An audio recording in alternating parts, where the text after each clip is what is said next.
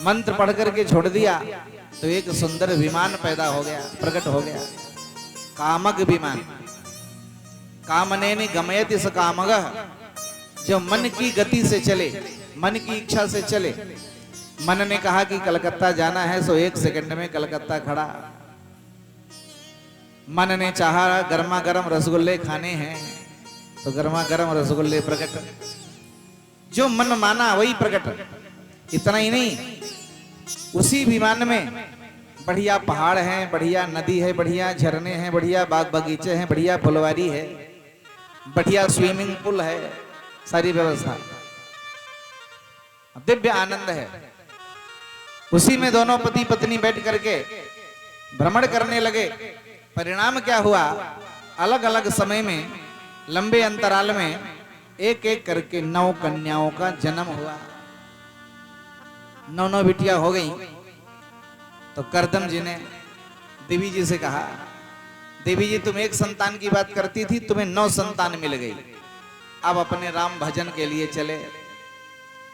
देवी जी ने हाथ जोड़ के कहा, महाराज जी आप जाओ, मैं आपको रोकूंगी नहीं। पत्नी का क्या मतलब है, पतनात् त्रायते सपत्नी, जो पतन से बचावे, धर्म में लगावे, उसे पत्नी कहते हैं। इसलिए पत्नी के साथ धर्म जुड़ा होता है, धर्म पत्नी, धर्म में लगावे, पतन से बचावे, वही धर्म पत्नी। तो मैं आपको नहीं रोकूंगी, आप भजन करने न जाओ, आप बिल्कुल जाओ, पर एक निवेदन है। क्या? स्त्री के जीने के 2 सहारे होते हैं, एक पति और एक पुत्र। पुत्र नहीं है, पति है, तो पति के सहारे जिंदगी बिता लेती है। और अगर पति नहीं है, पुत्र है, तो पुत्र के सहारे भी जिंदगी बिता लेती है।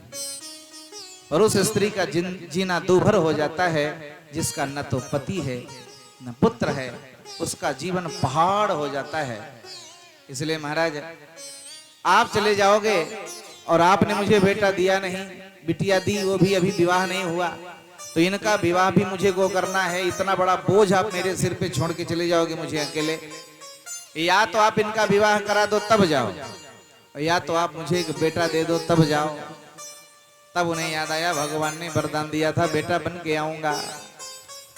अरे देवी, अच्छा याद आया, भगवान ने वरदान दिया था बेटा बनने का, तो चलो। समय बीता और मैया गर्भवती हुई और भादों की शुक्ल पक्ष की द्वादशी को कपिल भगवान का जन्म हुआ। बोल कपिल भगवान की जय हो। ब्रह्मा जी ने सुना तो कपिल भगवान को देखने के लिए ब्रह्मा जी आए और साथ में 9 बेटा लाए। 9 बेटा साथ में आए। जब दर्शन करके जाने लगे तब हाथ जोड़ करके करदम जी ने कहा, महाराज जी मेरे घर में 9 बेटियां हैं, कोई बढ़िया लड़का दिखे आपकी नजर में तो बताना। जब बिटिया विवाह के योग्य हो जाती है तो पिता को ये टेंशन हो जाता है, और हर अपने से मिलने वाले से जो अपना खास होगा उससे पिता कहने लगता है, महाराज बिटिया विवाह की हो गई, कोई लड़का देखना तो बताना। हर बाप कहता है। उसी तरह यहाँ भी करदम जी ने ब्रह्मा जी से कहा, महाराज कोई लड़का बढ़िया दिखाई पड़े तो बताना। ब्रह्मा जी ने कहा, सुबह से शीघ्रम। बोले क्या मतलब? बोले तुम्हारे घर में 9 बेटियां, मेरे साथ 9 बेटा, लगे हाथ कर दो, सगाई बाद में देखा जाएगी। बोलो राधे राधे। ब्रह्मा जी ने ऐसा कहा तो बड़े प्रसन्न भाई, बारे महाराज बड़ा सुंदर। तो 9 बेटों का विवाह, ब्रह्मा जी के 9 बेटों का विवाह करदम की 9 कन्याओं से हो गया। बड़ी बिटिया कला का विवाह मरीच ऋषि के साथ, अरुंधति का विवाह वशिष्ठ ऋषि के साथ, अनसुईया का विवाह अत्रि ऋषि के साथ, ख्याति का विवाह भृगु ऋषि के साथ, शांति का विवाह अथर्वण ऋषि के साथ। इस तरह से 9 कन्याओं का विवाह 9 ऋषियों के साथ हो गया। बिटिया अपने घर चली गई, बेटा, पत्नी को बेटा मिल गया। तो करदम जी ने कहा, देवी जी अब हम घर जाएंगे। अब हम, करदम जी ने कहा, देवी जी अब हम भजन करने जा रहे हैं। चौथी अवस्था में घर छोड़ देना चाहिए, ध्यान दीजिए। चौथी अवस्था आ जाए तो घर त्याग देना चाहिए। बोलो राधे राधे। हम जब 50 की अवस्था क्रॉस करते हैं तो जब गिनती आती है उसमें वन लगा होता है। 51, 52, माने अब घर में क्या कर रहे हो, जाओ वन, जंगल जाओ। तो कोई नहीं जाता। 50 के बाद और माया सताती है। बेटे का बेटा आता है, कहता है बाबा यहाँ क्यों बैठे हो, जाओ बनो बाबा। पर घर छोड़ने का मन नहीं होता। नाती से ऐसा चिपकते हैं। बोलो राधे राधे।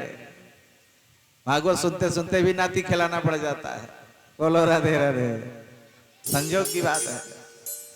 तो ऐसा रिश्ता होता है, ये थामे नहीं थमता। जैसे नाती आता है, बाबा जाओ, तब तक बिटिया का बेटा आता है, कहता है नाना ऐसा मत करना। बोलो राधे राधे। तो कहीं छोड़ नहीं जाते, घर में ही पड़े रहते हैं। अच्छा कोई बात नहीं, घर नहीं छूटता तो न छोड़ो।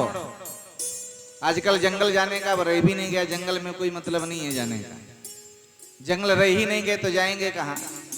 और तीर्थों में बड़ी विचित्र दशा है, तीर्थों में जाने लायक है नहीं। तो कहाँ जाया जाए, बोले कहीं जाने की जरूरत नहीं है, घर को ही जंगल समझ के रहने की जरूरत है। घर में ही जंगल समझ के रहा जाए। ये समझ लिया जाए कि हम जंगल में ही पड़े हैं, तो जो मिल जाए सो खा लो, प्रेम से भगवान का भजन करते रहो। जो मिल जाए उसी को खा लो। वृद्धावस्था में स्वाद पर कंट्रोल हो जाए, बाड़ी में कंट्रोल हो जाए, तो चाहे जहां पड़े रहो कोई दिक्कत नहीं है। और घर में बेसन नहीं है, तुमको पकौड़िए खाना है, तुम्हारा समस्या तो पैदा होगी, फिर तो अपमान सहना पड़ेगा। बाबा का पकौड़ी खिलाएगी। बोलो राधे राधे। समस्या खड़ी हो सकती है। इसलिए स्वाद पर कंट्रोल हो, बाड़ी में नियंत्रण हो, तो चाहे जहां पड़े रहो कोई दिक्कत नहीं होगी। जितना कम बोलोगे उतना ही फायदे में रहोगे। जितना आप कम बोलेंगे उतना आप अपमानित होने से बचेंगे। क्योंकि आने वाला जो समय है बड़ा विचित्र है। आप किसी से सम्मान की अपेक्षा नहीं रख सकते, अपमान ही मिलने वाला है। अगर आप चाहते हो कि सम्मान बना रहे तो कम से कम बोलो और कम से कम स्वाद लेने का प्रयास करो। जो मिल जाए उसी को खा लो, जो मिल जाए पहन लो, और प्रेम से बैठ के भगवान का भजन करते रहो। बोल गोविंद भगवान की जय हो। आप देखो, इसे वैराग्य कहते हैं। वैराग्य इसी को कहते हैं। सब कुछ बढ़िया हो, घर में सब कुछ हो, इसके बाद घर छोड़ दिया जाए तो उसे वैराग्य कहते हैं। मनु महाराज, आप देखो करदम जी घर छोड़ के चले गए, तो इनका जो वैराग्य है ये उत्तम श्रेणी का वैराग्य है। पत्नी कैसी है? पत्नी देवहूति जैसी सती। इतना सुंदर पत्नी है, इसके बाद भी घर छोड़ने का मन हो गया। लड़ाई झगड़ा करके तो कोई छोड़ सकता है, मारपीट भई देवी जी से तो घर छोड़ के बाबा बन गए। ये वैराग्य नहीं है, इसे वैराग्य नहीं कहा जाएगा। वैराग्य तो तब है जब देसी घी का हलवा सामने रखा हो, हम कहेंगे भैया हम हलवा नहीं खाते। अब हलवा का दर्शन नहीं हुआ, हम कहते हैं हम हलवा नहीं खाते। अब नहीं मिलेगा तो कहां से खाएंगे। वैराग्य तो तब है जब सामने सब कुछ हो, फिर भी हमारा मन ना हो कुछ खाने का। पत्नी बढ़िया है, देवहूति जैसी पत्नी है सती। पुत्र कौन है? साक्षात भगवान बेटा बन के आए हैं। भगवान ही बेटा बना हुआ है, फिर भी भगवान से मतलब नहीं है, भजन से मतलब है। भगवान तो हमको मिल चुके, इससे पहले भगवान मिले थे, और फिर बेटा बन के भी घर में आ गए। तो जब बेटा बन के भगवान ही आ गए तो जंगल जाने की क्या जरूरत थी। लेकिन नहीं, हमारा कर्तव्य है भजन करना। भले ही भगवान मिल गए तो क्या हुआ, भजन जरूरी है। बेटा भगवान है, पत्नी सती है, सुंदर है, और दामाद भी साधारण नहीं है। अत्रि वशिष्ठ जैसे दामाद हैं ब्रह्मर्षि, और ससुर भी कोई साधारण नहीं है। मनु महाराज, सम्राट मनु जिसके ससुर हैं। इतना सब कुछ बढ़िया होने के बाद भी बाबा घर छोड़ के जंगल चले गए। नारी मुई घन संपत्ति नासी, तो मोड़ मुड़ाए भय सन्यासी। सब कुछ नष्ट हो गया तो बाबा जी बन गए तो क्या मतलब है? सब कुछ बढ़िया हो तब बाबा बना जाए, तब उसका आनंद अलग है। एक दिन मैया देवहूति ने कपिल भगवान से प्रश्न किया, महाराज जी, निर्विण्डा नितराम भौमन असद इंद्रिय तर्षणात् येन संभाव्यमानेन प्रपन्नांधम तमः प्रभो। मैंने अपने जीवन में जितना सुख भोगा है उतने सुख की कल्पना कोई स्त्री नहीं कर सकती, फिर भी मेरे मन में अशांति है, मेरा मन अधूरा है। क्यों? इसका कारण क्या है? तब कपिल भगवान ने बड़ा सुंदर उपदेश दिया। इसी उपदेश को सांख्य शास्त्र कहा जाता है। बड़ा सुंदर उपदेश। माता जी, आपका मन अधूरा इसलिए है कि आप अभी तक पूर्ण से मिली नहीं हो, पूर्ण ब्रह्म से नहीं मिली, और जब तक पूर्ण ब्रह्म से नहीं मिलोगी तब तक मन पूर्ण नहीं होगा। बेटा, पूर्ण कौन है? बोले ब्रह्म। ब्रह्म से मिलाएगा कौन? बोले संत। संतों के पास जाओ, संत भगवान से मिलाएंगे। संतों के पास बैठोगे तो ज्ञान होगा, वैराग्य जगेगा, भक्ति जगेगी, भगवान से मिलन हो जाएगा। इसलिए संतों के पास बैठो। बेटा, संत कैसे होते हैं? संतों की पहचान क्या है? तब कपिल भगवान ने संतों की पहचान बताई। तितिक्षवः कारुणिकाः सुहृदः सर्वदेहिनाम् अजात शत्रवः शान्ताः साधवः साधुभूषणाः। संतों के लक्षण देखें आप। तितिक्षवः, जो तितिक्षु हैं, तितिक्षु मतलब जिनकी इच्छाएं सीमित हैं, जिनके जीवन में कोई इच्छा नहीं है। इच्छा अगर है भी तो केवल भगवान से मिलने की इच्छा है, और कोई इच्छा नहीं है। केवल ठाकुर जी से मिलने की इच्छा, और कोई इच्छा नहीं जीवन में। तितिक्षु, जिनकी इच्छा सीमित हो गई है, शांत हो गई है। और दूसरा लक्षण है कारुणिकाः, दयालु। संत स्वभाव से दयालु होते हैं। संत कभी अपने दुख से दुखी नहीं होते। संत दूसरों का दुख देख के दुखी हो जाते हैं। गोस्वामी जी ने लिखा है, संत हृदय नवनीत समाना। संत का हृदय नवनीत की तरह होता है। नवनीत माने मक्खन। संतों का हृदय मक्खन की तरह होता है, ऐसा संत कहते हैं। कहा कबिन पर कहा ही न जाना। कवियों ने कह तो दिया कि संतों का हृदय मक्खन की तरह होता है, लेकिन कवियों से कहते नहीं बना। क्या नहीं बना? तो गोस्वामी जी ने अपनी बात बताई। मैं क्या कहना चाहता हूं ये सुनो।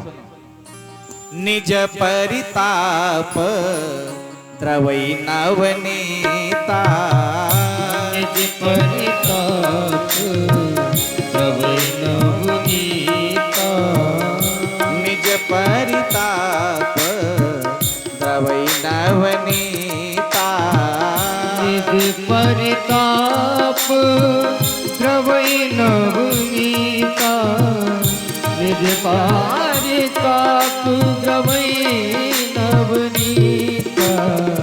पर दुख द्रवई संत सुपुनीता, पर दुख द्रवई संत सुपुनीता, पर दुख द्रवई संत सुपुनीता, पर दुख द्रवई संत सुपुनीता।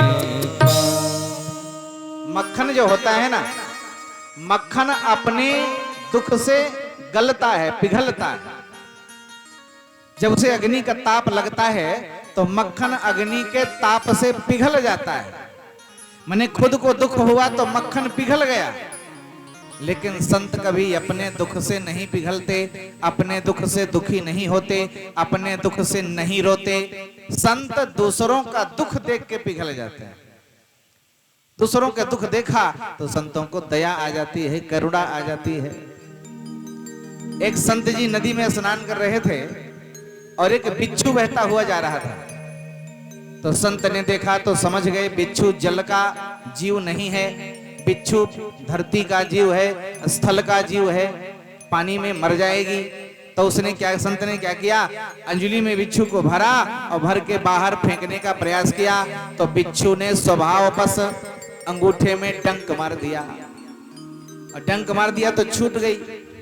अब फिर बहने लगी तो फिर संत को दया आई। तो संत ने सोचा मर जाएगी, पुनः अंजलि में भरा और अंजलि में भर के फेंकने का प्रयास किया तो फिर से उसने डंक मार दिया, फिर छूट गई।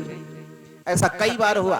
संत उसे बचाने का प्रयास करते, बार बार डंक मार देती। एक बार संत ने झटके में भरा और भर के बाहर फेंक दिया। एक सज्जन बाहर खड़े थे, उन्होंने संत से पूछा, महाराज जी एक बात बताओ, ये बार बार आपको कष्ट दे रही थी, आप इसको बचाने के प्रयास में क्यों लगे हुए थे? ये आपको दुख दे रही है और आप इसके दुख को निवारण में लगे हो। संत ने बड़ा सुंदर उत्तर दिया, भैया जी जब ये अज्ञानी होकर के अपना स्वभाव नहीं छोड़ रही है, बिच्छू का स्वभाव है, उसे लगेगा कि कोई मुझे मार रहा है, कोई मुझे परेशान कर रहा है, तो उसको डंक मारेगी।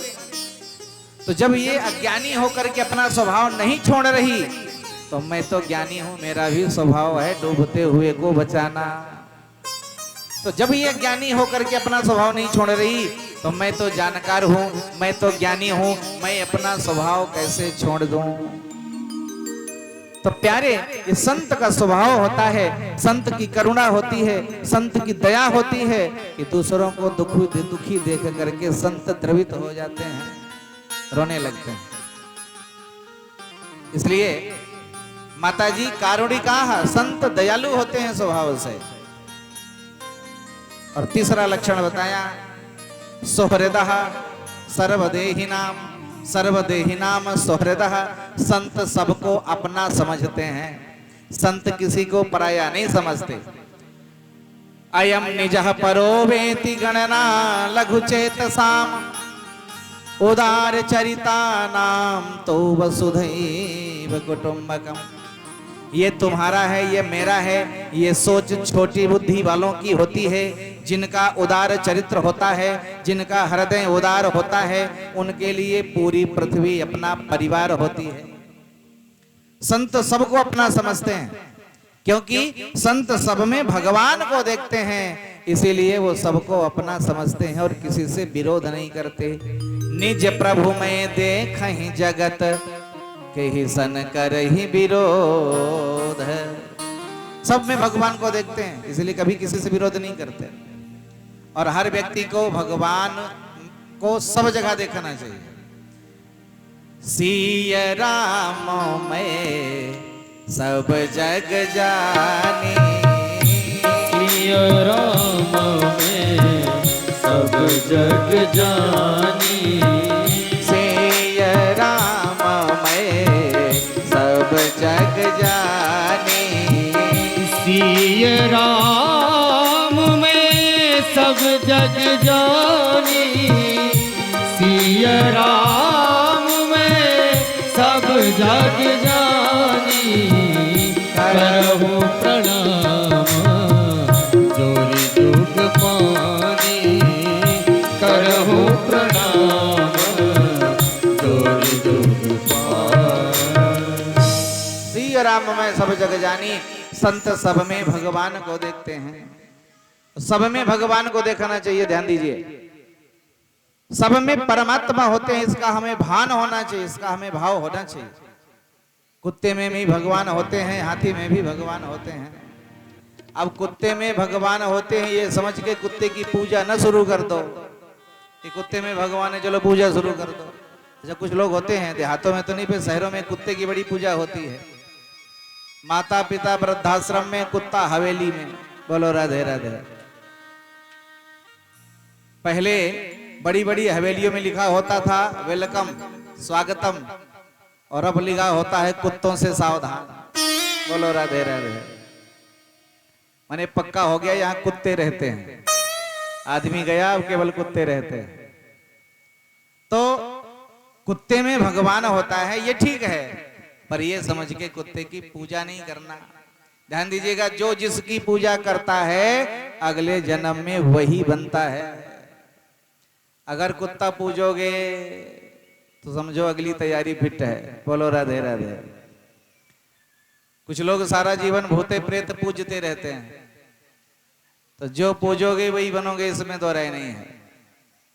सिया राम में सब जग जानी, सब में भगवान का ध्यान होना चाहिए। एक गुरु बाबा ने अपने चेला को समझाया, बेटा सब में भगवान होते हैं, ध्यान रखना। और चेला गया गांव भिक्षा मांगने, भिक्षा मांग के आ रहा था तो एक हाथी पगला गया था। हाथी के ऊपर महावत बैठा था, महावत जोर जोर से चिल्ला रहा था, हट जाओ हाथी पागल है मार देगा, हट जाओ हाथी पागल है मार देगा। अब ये चेला महाराज बीच रास्ते में खड़े। गुरु बाबा ने कहा सब में भगवान होते हैं तो हाथी में भी भगवान है, भगवान थोड़ी मारेंगे। बीच रास्ते में खड़े। अब महावत चिल्ला रहे, बच्चा हट जाओ नहीं हाथी मार देगा। पर ये तो सोच रहे हैं इसमें भगवान है, ये कहाँ मारेंगे। सो नहीं हटे। परिणाम क्या हुआ, हाथी आया, सूंड में लपेटा, दूर पटका, जय सिया राम। हड्डी पसली टूट गई। किसी तरह कराहते कराहते बाबा के पास गए। गुरु बाबा से बोले, गुरु बाबा बोले कहा, बोले हम चले घर। बोले क्यों? बोले झूठ मूठ की पढ़ाई पढ़ के क्या करेंगे। बोले क्या मतलब, झूठ मूठ की पढ़ाई कहां से हो गई। बोले कल ही आपने बताया था कि सब में भगवान होते हैं और आज भगवान ने मेरी दुर्दशा कर दी। बोले पूरी बात तो बताओ। पूरी बात बताया तो गुरु बाबा ने कहा, बारे बेटा मैंने तुम्हें कहा था कि सब में भगवान होते हैं, तो तुमने हाथी में तो भगवान देख लिया, पर हाथी में बैठे उस महावत में भगवान नहीं देखा। हाथी में बैठा महावत वाला भगवान चिल्ला रहा था, हट जाओ नहीं तो मार देगा, हट जाओ नहीं तो मार देगा। तो उस भगवान की सुन लिए होते, महावत वाले भगवान की सुन लेते तो हाथी वाले भगवान न मार पाते। तो महावत वाले भगवान की तो सुनी नहीं तुमने। तो सब में भगवान होते हैं, इसका भान होना चाहिए। और हर समय आप देखो, एक संत थे सुल्तानगंज से, आप लोग जानते होंगे, कांवर वाले जो कांवर लेके जाते हैं सुल्तानगंज से गंगा जल लेते हैं और बैजनाथ धाम जाते हैं। तो सुल्तानगंज से गंगा जल लिया और बैजनाथ धाम चढ़ाने के लिए चल पड़े। थोड़ी दूर बचा था, जैसे यहां से तुलसीपुर, इतनी दूर बाबा का मंदिर बचा था। बाबा का झंडा दिखाई पड़ता था मंदिर का। और वहीं पर एक गधा प्यास से तड़प रहा था। तो बाबा को लगा ये बहुत प्यासा है, प्यास के कारण मर जाएगा, इसे पानी पिलाना जरूरी है। लाखों लोग आ रहे हैं जा रहे हैं पर कोई ध्यान नहीं दे रहा। संत को लगा इसे प्यास बहुत लगी है, इसे पानी की जरूरत है। फिर दिमाग में आया थोड़ी दूर बचा है, 100 किलोमीटर से चला आ रहा हूं, अगर बाबा तक नहीं पहुंचा तो सारी तपस्या विफल हो जाएगी। वहां जल चढ़ाना जरूरी है, इतनी दूर आ गया हूं। तो फिर मन में विचार आया ये तो प्यास से मर जाएगा, तो वहां जल चढ़ाने से क्या मतलब निकलेगा।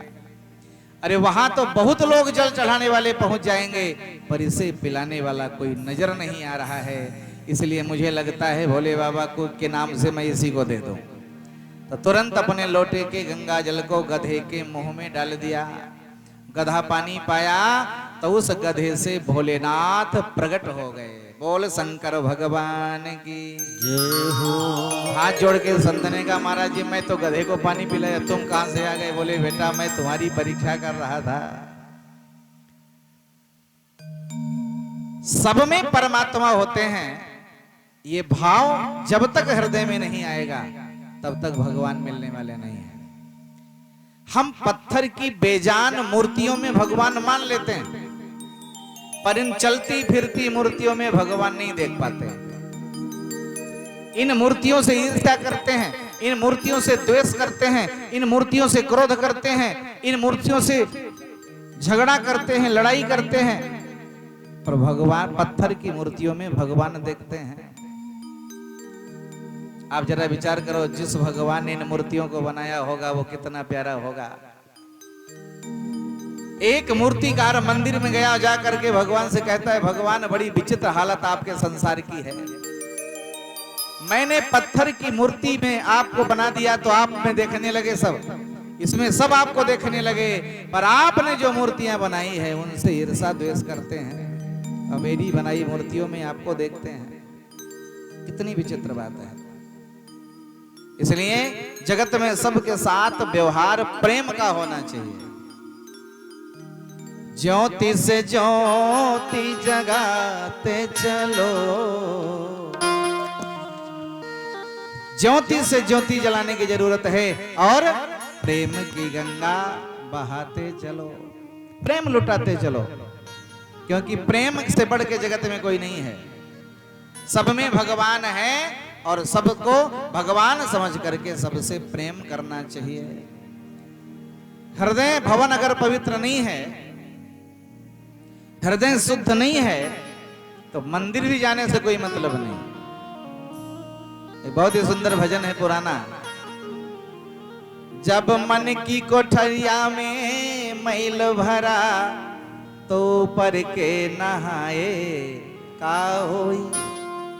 अंदर की कोठरी अगर साफ नहीं है तो गंगा स्नान करने से भी कोई फायदा नहीं है। गंगा क्या करेगी? गंगा आपके शरीर को साफ करेगी, अंदर को थोड़ी साफ करेगी। अंदर तो आपको ही साफ करना पड़ेगा, हृदय भवन को आपको ही शुद्ध करना पड़ेगा। इसलिए संत एक बहुत सुंदर भजन गाते हैं। कौन सा? अरे तुमने आंगन नहीं बुहारा, इस आंगन को साफ करना पड़ेगा। तुमने आंगन नहीं बुहारा, कैसे आएंगे भगवान, कैसे आएंगे भगवान, कैसे आएंगे भगवान, कैसे आएंगे भगवान। तुमने आंगन नहीं बुहारा, तुमने आंगन नहीं बुहारा, कैसे आएंगे भगवान, कैसे आएंगे भगवान। तुमने आंगन नहीं बुहारा, तुमने आंगन नहीं बुहारा, कैसे आएंगे भगवान, कैसे आएंगे भगवान। कैसे आएंगे भगवान, कैसे आएंगे भगवान, कैसे आएंगे भगवान, कैसे आएंगे भगवान। राधे। सब लोग ताली बजाएं।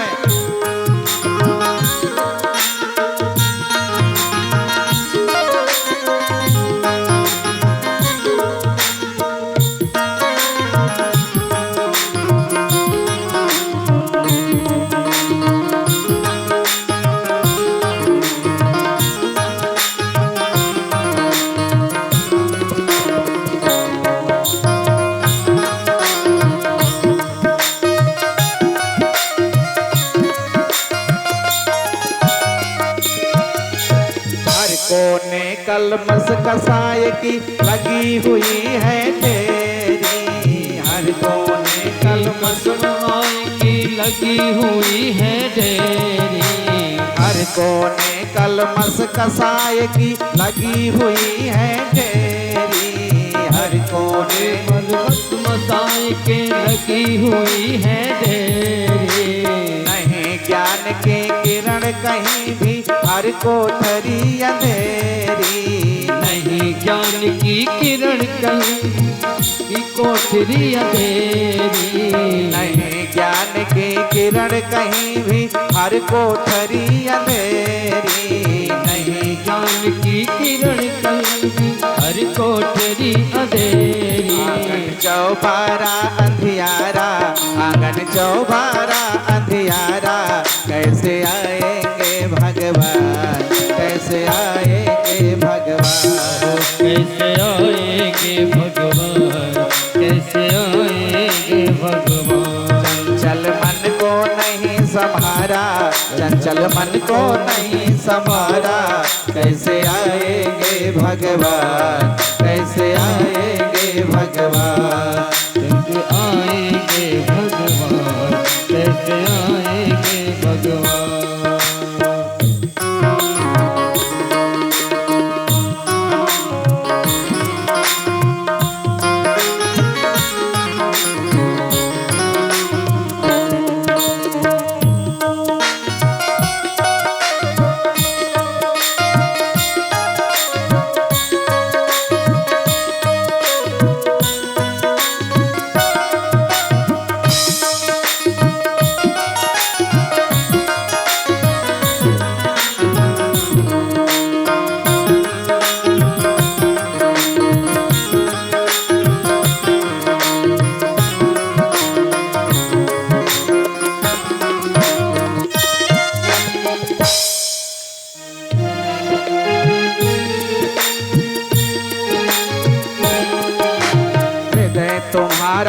पिघल न पाया जब देखा दुखियारा।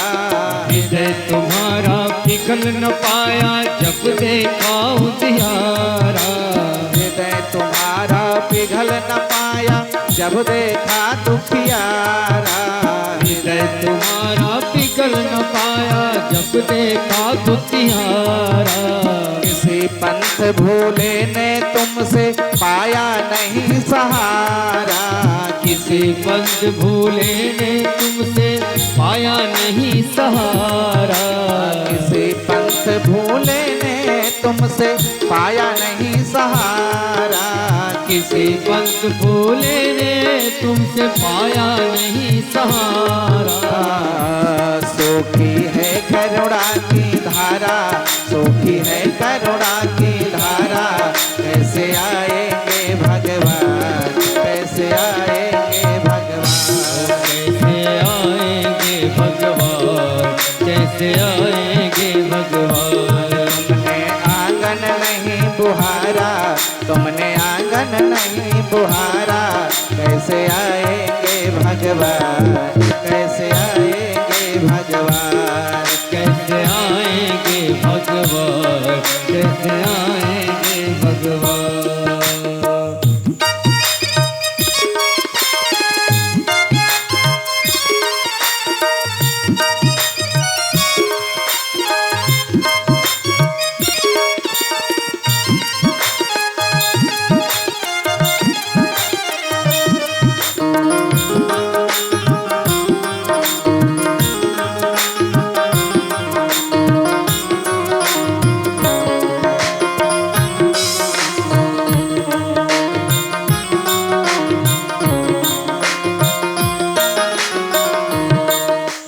निर्मल मन हो तो रघुनायक सेवरी के घर जाते। निर्मल मन हो तो रघुनायक सेवरी के घर जाते। निर्मल मन हो तो रघुनायक सेवरी के घर जाते। निर्मल मन हो तो रघुनायक सेवरी के घर जाते। सूर श्याम की बाह पकड़ते साग विदुर घर खाते। सूर श्याम के बाप पकड़ते साग विदुर घर खाते। सूर श्याम की बाह पकड़ते साग विदुर घर खाते। सूर श्याम की बाप पकड़ते साग विदुर घर खाते। इस पर तुमने नहीं विचारा, इस पर तुमने नहीं विचारा। कैसे आएंगे भगवान, कैसे आएंगे भगवान। इस पर तुमने नहीं विचारा, इस पर तुमने नहीं विचारा। कैसे आएंगे भगवान, कैसे आएंगे भगवान। तुमने आंगन नहीं बुहारा, तुमने आंगन नहीं बुहारा। कैसे आएंगे भगवान, कैसे आएंगे भगवान। तूने आंगन नहीं बुहारा, तूने आंगन नहीं बुहारा। कैसे आएंगे भगवान, कैसे आएंगे भगवान। चंचल मन को नहीं संभारा, चंचल मन को नहीं संभारा। कैसे आएंगे भगवान, कैसे आएंगे भगवान। चंचल मन को नहीं संवारा, चंचल मन को नहीं संवारा। कैसे आएंगे भगवान, कैसे आएंगे भगवान। कैसे आएंगे भगवान, कैसे आएंगे भगवान। कैसे आएंगे भगवान, कैसे आएंगे भगवान।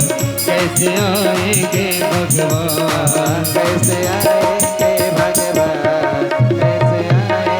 भगवान। कैसे आएंगे भगवान, कैसे आएंगे भगवान। कैसे आएंगे भगवान, कैसे आएंगे भगवान। तू कैसे आएंगे भगवान, कैसे आएंगे भगवान। बोल भक्त वत्सल भगवान की जय हो। इसलिए बड़ा ही सुंदर तरीके से समझाया अजात शत्रवः शांताः साधवः साधुभूषणाः। माता जी यही संतों के लक्षण हैं। वो कभी किसी से शत्रुता नहीं करते, दूसरों का दुख देख के दुखी हो जाते हैं, सबको अपना समझते हैं और सब में भगवान को देखते हैं। यही संतों के लक्षण हैं। बोल संत भगवान की। तृतीय स्कंद को विराम और चतुर्थ स्कंद में बड़ा ही सुंदर तरीके से ध्रुव का बड़ा सुंदर वर्णन सुनाया। पहले मैया सती का चरित्र सुनाया। मैया प्रसूति के गर्भ से 16 कन्याओं ने जन्म लिया दक्ष जी के द्वारा। तो 13 कन्याओं का विवाह धर्म के साथ हो गया। एक बिटिया स्वाहा, स्वाहा का विवाह अग्नि देवता के साथ हो गया। एक बिटिया स्वधा, स्वधा का विवाह पितरों के साथ हो गया। और सबसे छोटी बिटिया सती, सती का विवाह भोलेनाथ के साथ हुआ। बोल शंकर भगवान की जय हो। भोले बाबा सती को लेकर के आए विवाह के, तो बरगद के नीचे बिठा दिया। भोले बाबा चले गए तो मैया सती ने सोचा अभी शायद वधू प्रवेश का मुहूर्त न हो, 1-2 घंटे बाद होगा तो घर ले जाएंगे। अब 2-4 घंटे बाद बाबा आए तो मैया सती ने कहा प्रभु कहाँ चले गए थे, घर नहीं चलना क्या? बोले बाबा ने कहा कौन सा घर? बोले आपका घर, हमारा घर। बोले देवी जी अपना यही घर है, अपने राम यहीं रहते हैं, कोई घर नहीं है आपका? बोले नहीं अपना कोई घर नहीं है। अरे राम राम ऐसे कैसे चलेगा? अब तक तो आप अकेले थे तो जाए जहां भटकते रहे तो चल गया, पर बाबा अब घर होना चाहिए। हम तो घर होगा तभी घर में जाएंगे, यहाँ नहीं रहेंगी, आप घर की व्यवस्था करो। भोले बाबा ने कहा देखो देवी जी हमको घर नहीं सहता, अपने राम यही ठीक हैं, घर और सहता नहीं है अपने को, अपने तो ठीक हैं। बोले आप ठीक हो पर हम ठीक नहीं हैं, हमें तो घर चाहिए और बढ़िया वाला घर चाहिए। देवी जी जिद पे आ गई तो भोले बाबा ने विश्वकर्मा को बुलाया। विश्वकर्मा ने कहा कहो महाराज क्या चाहिए? बोले देवी जी से नक्शा बनवाए लो, उसी तरह का घर बनाए दो। ध्यान दो, घर बनवाओ तो नक्शा देवी जी से बनवाना चाहिए, अगर बिना उनसे पूछे बनवाए तो महाराज तोड़वाते बीतेगा। यह कहा है बनवा दियो, ये ठीक थोड़ी ठीक, इसको तोड़वाओ तो मामला गड़बड़ होता रहेगा, इसलिए नक्शा देवी जी से बनवाओ। भोले बाबा बड़े जानकार, भोले बाबा ने कहा देवी जी से नक्शा बनवाए लो, जैसा बताएं वैसा बनाए दो। विश्वकर्मा ने बढ़िया भवन तैयार किया। भोले बाबा ने कहा देवी जी अब चले? मैया ने कहा अभी कैसे चलेंगे? बोले तब। बोले जब तक गृह प्रवेश नहीं होगा, हवन नहीं होगा, पूजा नहीं होगी तब तक नहीं जाएंगे। पंडित बुलवाओ, बढ़िया पूजा कराओ। भोले बाबा ने कहा देखो देवी जी ये पंडितों के चक्कर में न पड़ो, ये पंडित बड़े खतरनाक होते हैं, ऐसी चली चलो। नहीं ऐसे नहीं, पूजा वूजा होगी, हवन होगी तब चलेंगे। तो भोले बाबा ने सोचा कि कोई ऐसा पंडित बुलाओ कि काम भी बढ़िया हो, पैसा भी कम लगे। ऐसा लोग सोचते हैं ज्यादा। तो अपना कोई होगा तो काम भी बढ़िया कराएगा, पैसा भी कम लेगा। तो भोले बाबा को अपने चेला की याद आई, रावण की। नंबर 1 का विद्वान है, बढ़िया पूजा करेगा, माल भी नहीं लगेगा। रावण को याद किया, बेटा प्रकट हो। रावण प्रकट हो गया। कहो महाराज क्या क्या है? भोले बाबा ने कहा भैया ये महल है हमारा नया नया, इसका गृह प्रवेश कराना है, बढ़िया पूजा कराओ, बढ़िया हवन कराओ, माल कम मिलेगा, ध्यान रखना। ठीक है कोई बात नहीं बाबा। रावण ने बढ़िया पूजा कराई, बढ़िया हवन हुआ। पूर्णाहुति से पहले दक्षिणा संकल्प होता है, तो जैसे दक्षिणा संकल्प का नंबर आया तो रावण ने भोले बाबा से धीरे से कहा बाबा हाथ में पैसा रखो। भोले बाबा ने कहा पागल हो गया, गुरु बाबा से पैसा लेगा, हट चले से बोल। मैया सती ने सुन लिया ये गुरु चेला में क्या गुफ्तगू हो रही है। अरे बेटा क्या है, हमसे बताओ क्या चाहिए? नहीं कुछ नहीं माता जी, हमारा आपसी मामला है, आप परेशान ना हो। नहीं ऐसे कैसे परेशान नहीं, बताओ ना क्या चाहिए। अब माता जी बस वो दक्षिणा संकल्प एक विधि है, एक नियम है, वो नियम पूरा करना जरूरी है, इसलिए मैंने बाबा से कहा कि बाबा कुछ रख लो। अच्छा दक्षिणा चाहिए? बोले हाँ माता जी। तो ठीक है मांगो क्या चाहिए? नहीं नहीं, बस कुछ भी, ऐसे कुछ नहीं, जो तुम्हारी इच्छा हो मांग लो, जो मांगोगी आज तुम्हारी माता तुम्हें देगी, मांगो। रावण ने कहा माता जी मांग लूं? बोले मांग लो, बस माता जी यही घर हुए हमको दे दो और कुछ न चाहिए। बोलो राधे राधे। भोले बाबा बड़ा जोर से हंसे, बारे देवी हमने पहले कहा था घर हमको नहीं सहता, पर तुम नहीं मानी। चलो बेटा बोलो संकल्प, दिया तुम्हें। बाबा ने संकल्प पढ़ के घर रावण के हाथों दे दिया। ये अब ध्यान दीजिएगा, ये भागवत में नहीं है कि आप कहोगे पंडित जी कहां से सुनाई दी। ये कथा भागवत में नहीं है, ये अध्यात्म रामायण की घटना है, बड़ी सुंदर। तो कहने का तात्पर्य यह है कि मैया सती भोले बाबा के पास आई, तो भोले बाबा के पास आकर के मैया सती को कोई संतान नहीं हुई और सती को जवानी में ही शरीर छोड़ना पड़ा। सुखदेव बाबा ने बताया। परीक्षित जी ने पूछा महाराज जी जवानी में शरीर क्यों छोड़ना पड़ा, ऐसा क्या कारण हो गया था? तब उन्होंने सती का बड़ा सुंदर चरित्र सुनाया। एक बार त्रेता जुग माही, एक बार त्रेता जुग माही, शंभु गए कुंभजर सिपाही। एक बार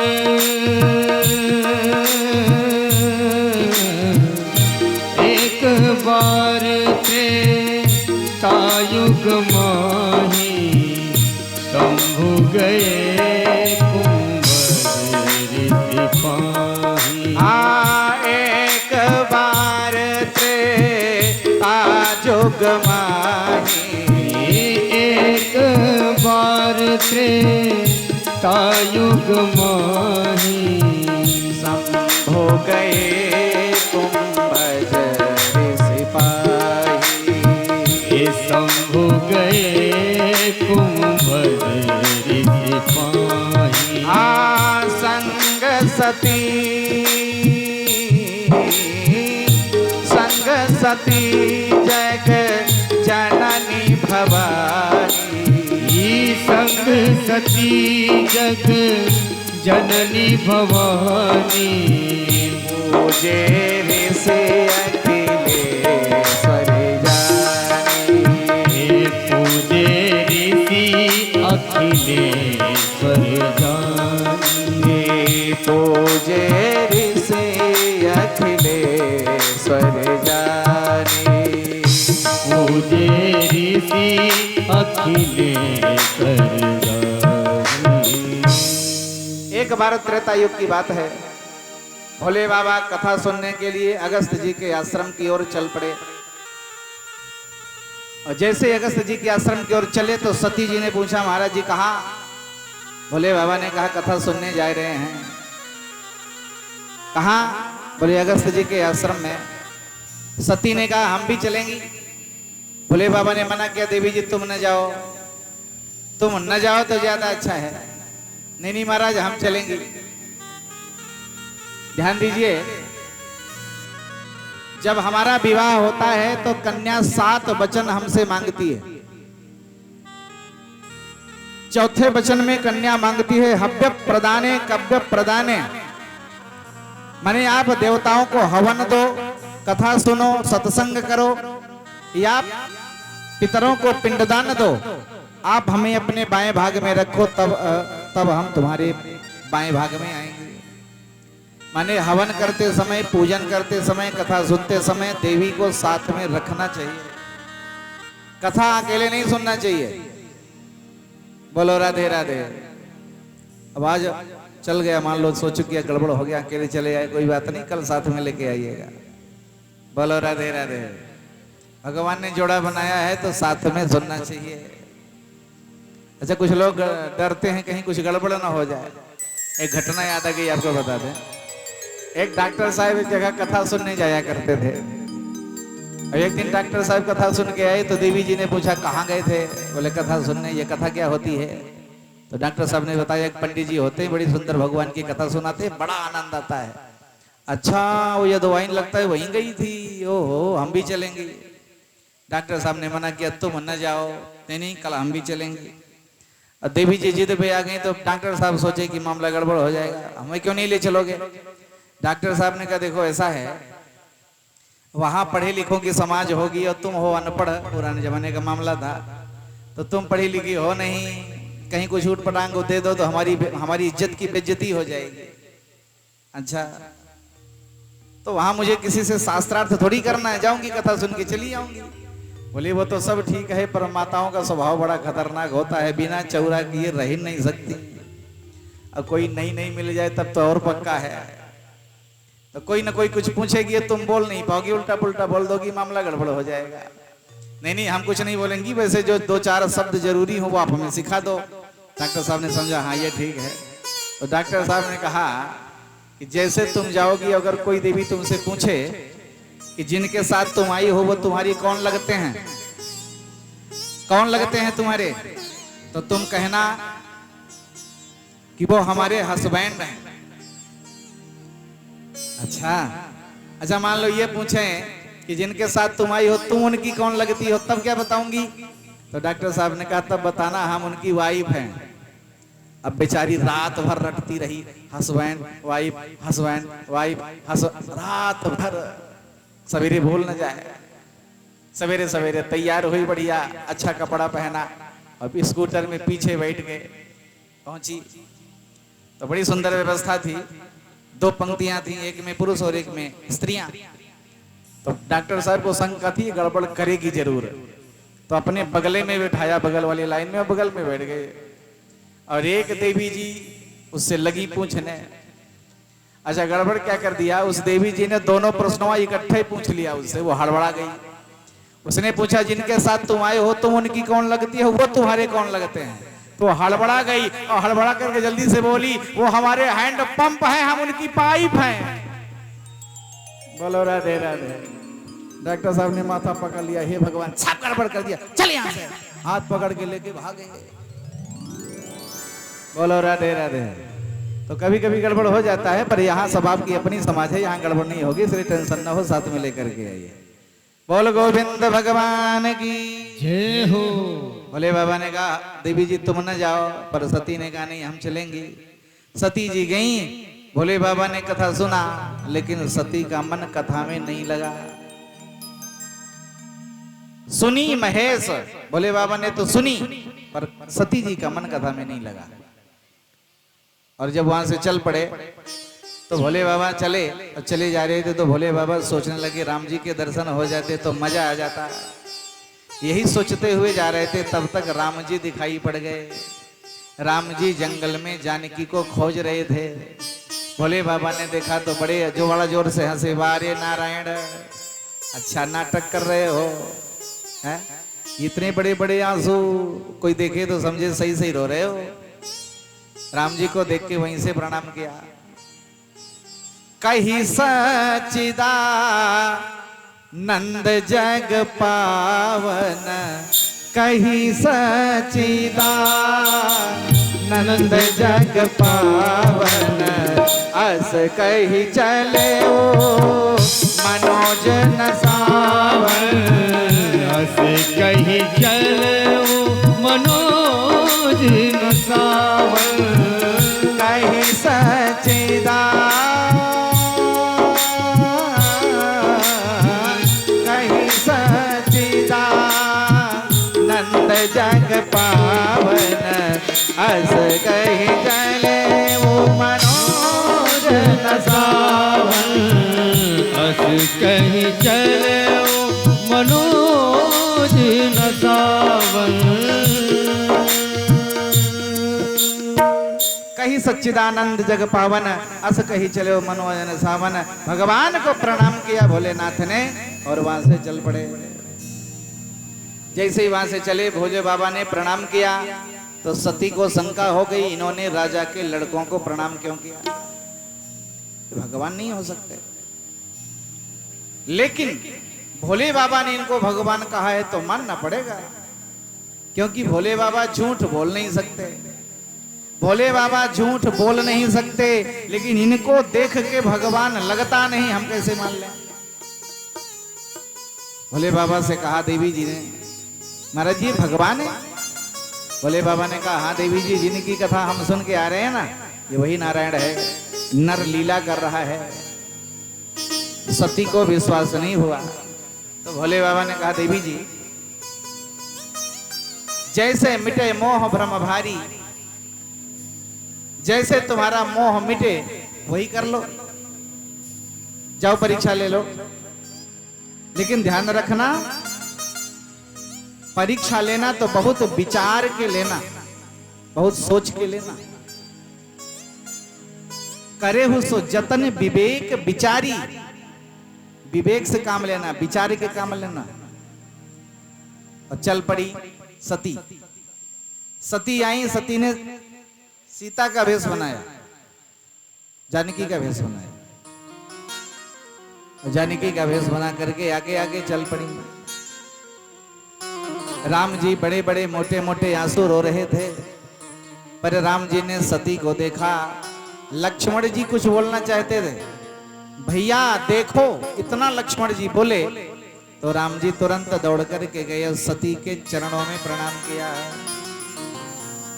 जोरी पानी प्रभु कीन्ह प्रणामो, जोरी पानी प्रभु कीन्ह प्रणामो, जोरी पानी प्रभु कीन्ह प्रणामो, जोरी पानी प्रभु कीन्ह प्रणामो, जोरी पानी प्रभु कीन्ह प्रणामो, जोरी पान प्रभु कीन्ह प्रणामो, सीता समेत लीन्ह निज नामो, पिता समेत लीन निज रामो, पिता समेत लीन्ह निज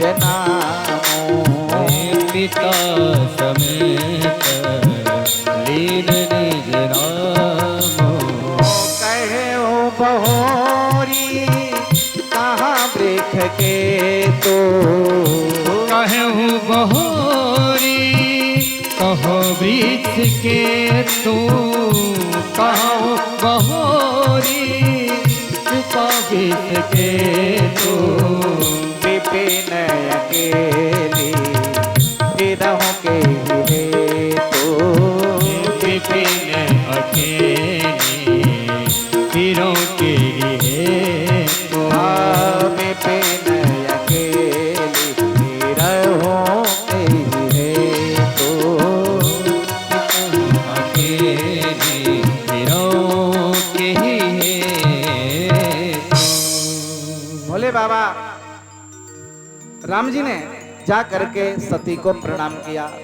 प्रणाम करके पिता समेत अपना नाम बताया, और नाम बताने के बाद मानो राम जी ने सती को डांटा। अरे देवी, जंगल में क्या कर रही हो? भारत की नारी पति को छोड़ के अकेले जंगल नहीं जाती। तुम भोले बाबा को छोड़ के कहां घूम रही हो? क्या कर रही हो जंगल में? डांटा। तब सती की आंखें खुली। सती वहां से तुरंत भाग चली। राम जी ने सोचा माया देखने आई थी तो थोड़ा सा माया दिखा दिया जाए।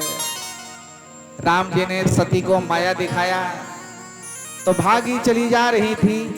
सामने देखा तो राम लक्ष्मण जानकी दिखाई पड़े। पलट के पीछे देखा तो राम लक्ष्मण जानकी दिखाई पड़े। दाहिनी तरफ राम लक्ष्मण जानकी, बाएं तरफ राम लक्ष्मण जानकी। पागल हो गई सती, नयन मोदी बैठी मगमाही। आंख बंद करके रास्ते में बैठ गई। भोले बाबा से कांटेक्ट साधा, सरकार कम करा दीजिए माया, नहीं तो पागल हो जाऊंगी। भोले बाबा ने राम जी से कांटेक्ट किया, बस सरकार ज्यादा हो जाएगा तो गड़बड़ हो जाएगा, इसलिए बस कर दीजिए। राम जी ने माया हटाई, दौड़ करके सती गई।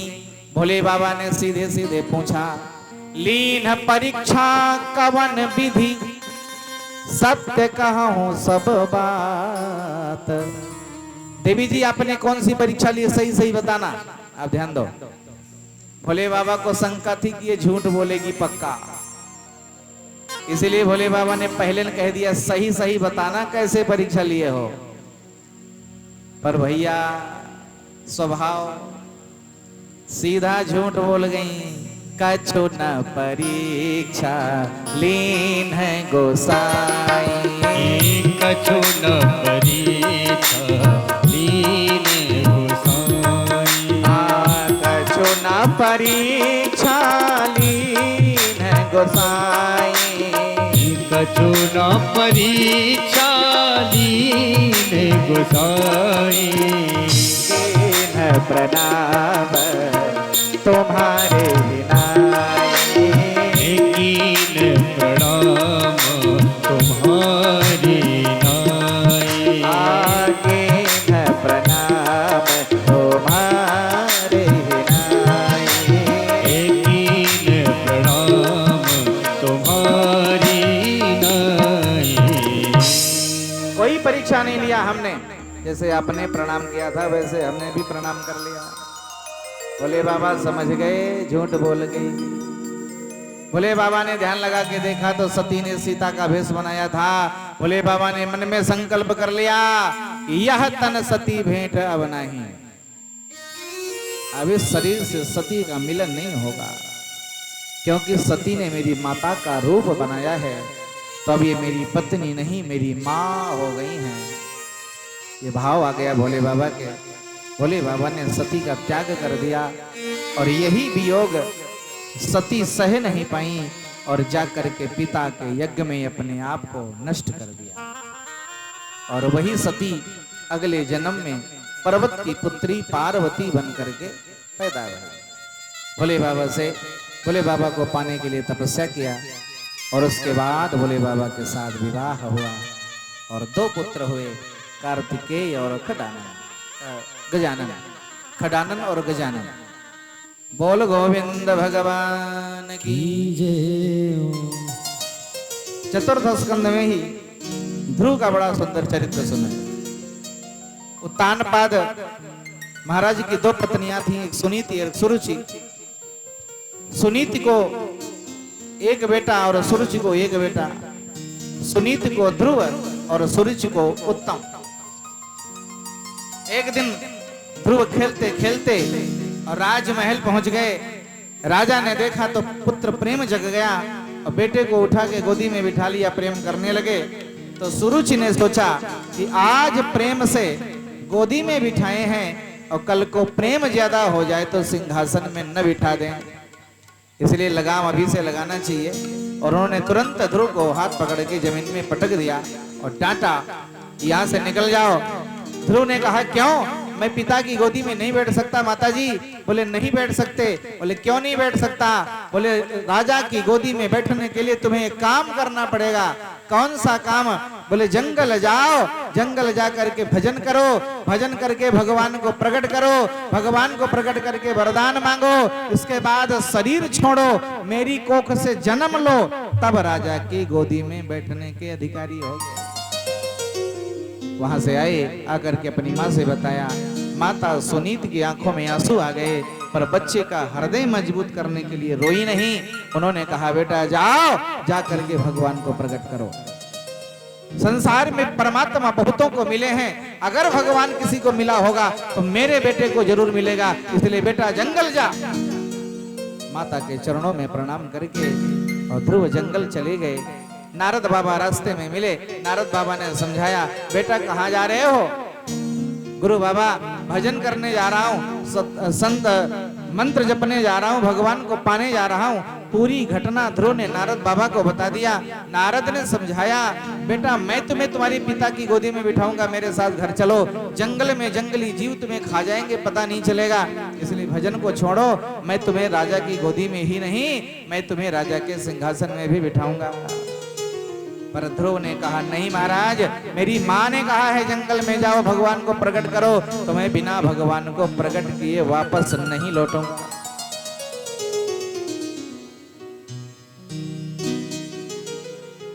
भगवान को प्रकट करने के लिए ध्रुव चल पड़े। नारद बाबा से मंत्र लिया। नारद बाबा ध्रुव को भटका रहे थे। क्यों? परीक्षा ले रहे थे कि ध्रुव के मन में जो वैराग्य जगह है वो कैसा वैराग्य है। वैराग्य 3 तरह का होता है, जान लीजिए। एक होता है मरकट वैराग्य। मरकट माने बंदर, बंदर वैराग्य। बंदर वैराग्य कैसा? थोड़ी देर के लिए आता है। किसी सरकारी जॉब में थे और 5 बजे चाय पीने की आदत पड़ गई। सवेरे 5 बजे तो जगाया, बहू चाय बनाना बेटा। अब आजकल की बहू चाय दे दें यही बहुत बड़ी बात है। जल्दी जल्दी बहू चाय बनाई। अब चाय बनाया, जल्दी जल्दी बनाने में चाय में चीनी डालना भूल गए। अब चाय में चीनी नहीं डाला, बहू ने ससुर को पकड़ा दिया चाय का कप। अब बाबूजी ने चाय का घूंट भरा, और जैसे ही भरा तो पता चला चीनी नहीं है। तो बाबूजी जोर से चिल्लाए, अब ये हाल हो गया। अब पेंशन में आ गए तो चाय हमें चीनी नहीं मिलेगी। और पहले खूब लाते थे तो खूब बढ़िया सेवा होती थी। अब बताओ ये हाल हो गया। अब कोई किसी का नहीं, संसार सब बेकार, सब स्वार्थी, सब मतलब के हैं। नहीं रहना, घर में चले जाना, हरिद्वार, सब बेकार है। बाबूजी को वैराग्य हो गया। क्यों? चाय में चीनी नहीं थी। 5 बजे वैराग्य हुआ। 6 बजे बिस्तर छोड़े, 7 बजे बाथरूम में गए, 8 बजे फ्रेश होके बाहर आए, 9 बजे पैकिंग किया, 10 बजे घर से निकले, 11 बजे स्टेशन पहुंचे और 12 बजे लौट के फिर आ गए। बेटे ने पूछा, कहो बाबूजी हो आए हरिद्वार? तो कहते हट, तेरे लिए थोड़ी आया हूं, मुन्ना की याद आ गई सो वापस चला आया। बोलो राधे राधे।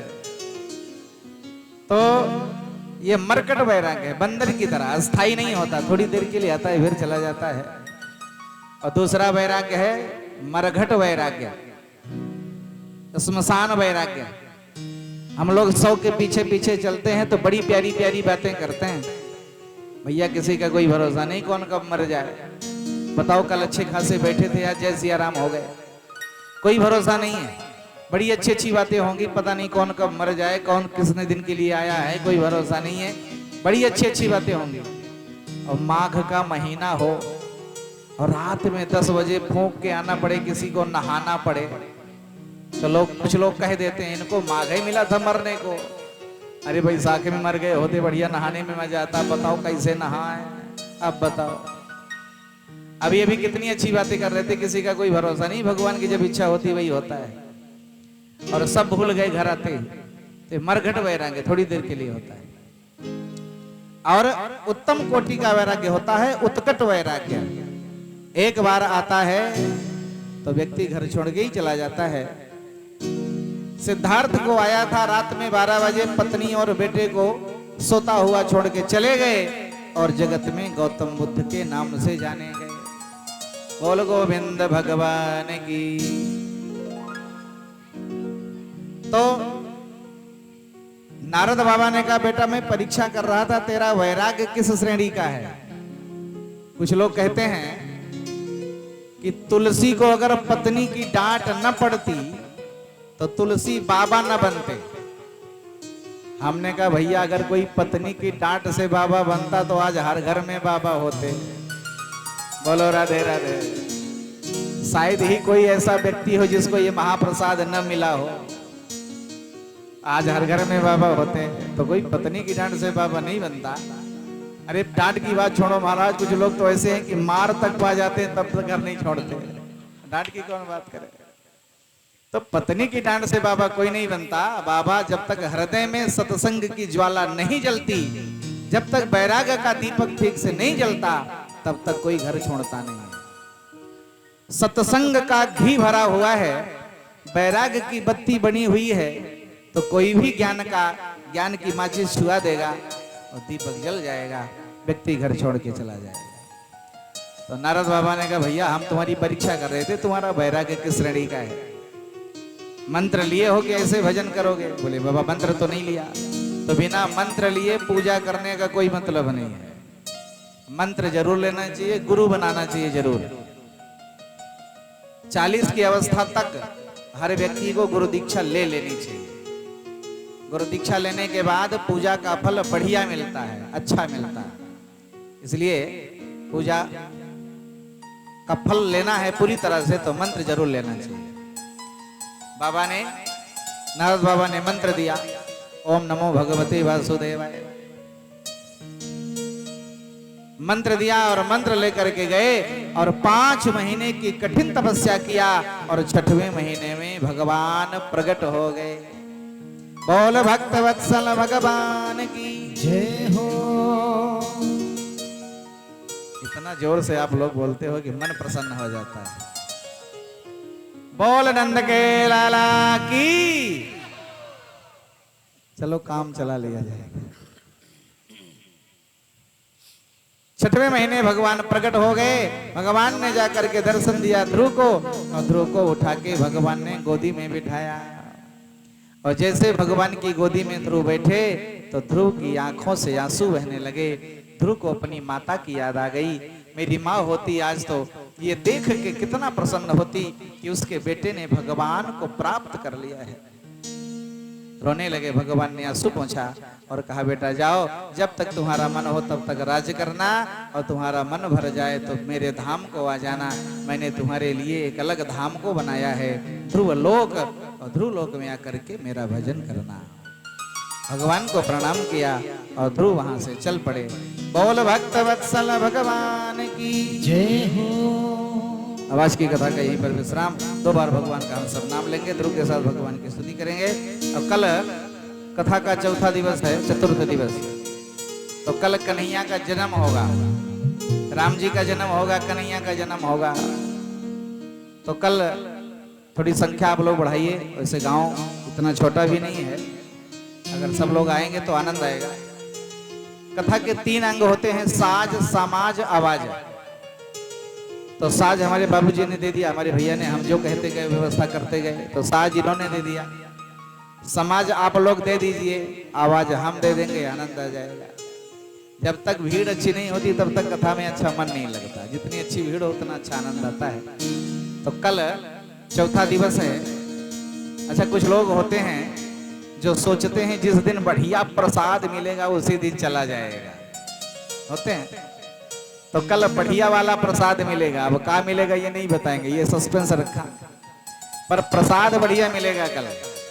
इसलिए कल सब लोग आइए। और कल भगवान का जन्म है तो सब लोग पीला कपड़ा पहन के आवे, आनंद आएगा। माताएं पीली साड़ी, पीला सूट, और भाई लोग पीला वस्त्र पहन के। अब पीली साड़ी ना हो तो घर में महाभारत ना शुरू कर देना।